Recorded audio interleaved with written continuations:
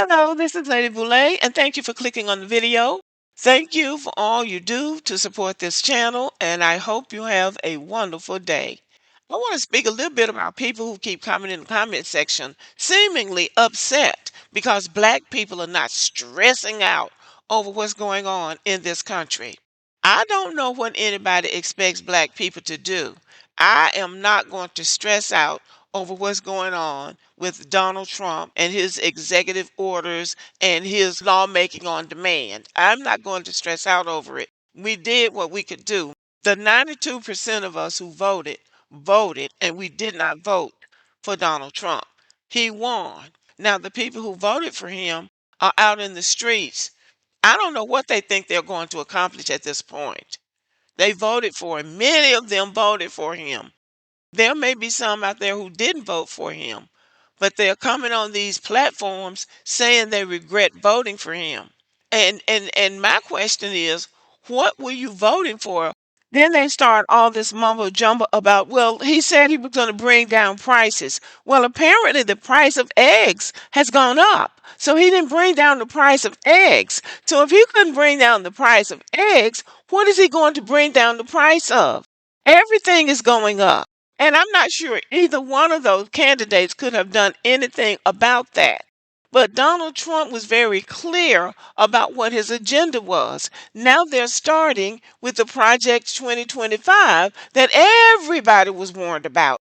But some of these men, and some of these were black men, were saying that, well, that was just a scare tactic. Well, it turns out it's not a scare tactic. They did away with DEI. Everybody thought that was going to be about black people. But turns out it's really about them getting white women out of the way, out of these positions that give them financial independence so they don't have to be dependent on a man, so they can go home and have babies and try to increase the population. Although we already know that it's irreversible, but they're desperate and they're going to try. So, okay, they were voting for one thing, but what was on the table was something else, and they refused to read between the lines. And now they're upset, and they want black people who read between the lines to be upset. And black people are not upset. I'm not upset, even though I won't say that I'm not upset because I'm upset that people are losing their jobs and there's a puppet president in office whose strings are being pulled by other entities. I'm concerned about that, but at this point, I'm not going to stress out about it because I didn't vote for it. So yes, they would love for black people to get in the streets. I'm sure the administration at this point would love for black people to get out in the streets. And then they would send their anarchists in who would come in and instigate something. So the police would come in with their rubber bullets and their tear gas and their guns and their clubs. And then it'll be like black people are rioting. And then it will be a distraction from what's really going on in the country.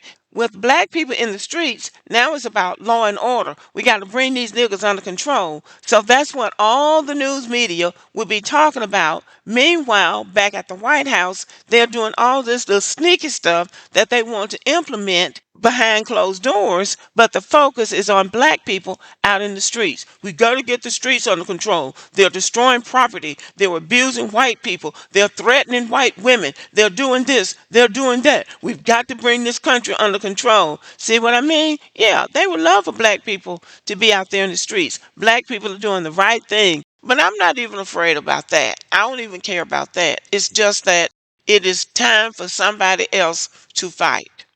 Black people all over social media who believed in voting and who believed that Donald Trump would be bad for this country, making videos about it, including myself. People were out in the streets demonstrating, talking about Project 2025, talking about him selling off the country, paying people to vote, and that's what they got.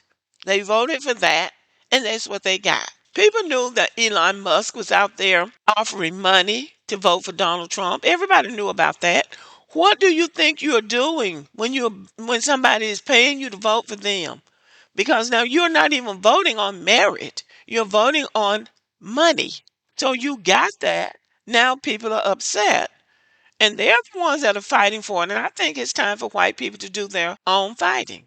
If you don't like what he's doing, you don't like the fact that he's taken away the SNAP card. I guess that's the upgraded version of food stamps. This is white people out here crying about not getting their food stamps, about their medical care being taken away from them, about jobs that they thought they had they didn't get, about being cut from their jobs. These are mostly white people, even though black people are affected by it. They are doing as much as they can to purge the military of high ranking black officers. So, yes, we are in the package. They're going to do, they've got plans for us. And people saying stuff like, you don't even know you on the menu. They're going to, yeah, we do. We've been on the menu all the time. We've always been on the menu. So, what are you talking about? But yet and still, black people need to do exactly what they're doing because you can't fight. Every fight is not our fight. Our fight was the fight before the election and anticipated what was going to happen, and it's happening.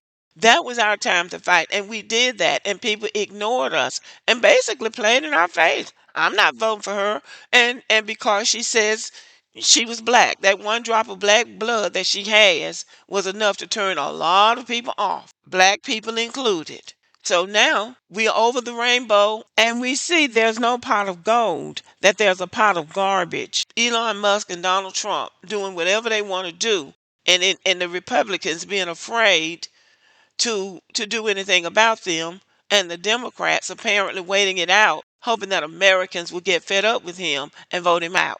Now another election is coming up in 2026 for the House. The House of Representatives has a lot of power. So let's see how many people gonna vote the couch then. Keep voting the couch or keep not being interested or voting the Republicans thinking that somehow everybody else is going to be affected by it, but you won't be, and we'll be in the same shape we're in now. 2026 come around, I'm going to vote. Next year, every 2 years, the House of Representatives is up for votes. They only have 2 years to serve. Trump has the House, the Senate, and the presidency right now. But come 2026, it's time to go back to the polls. If you like what's happening, stay at home or vote Republican. If you don't like what's happening, get your ass to the polls and vote for somebody who can win, who is not a Republican. That's all you can do right now. And for the people that are upset that black people are not upset, that black people are not out there in the streets or doing something because of all that's going on, may I suggest this? Whatever you think black people ought to be doing at this point, you do it.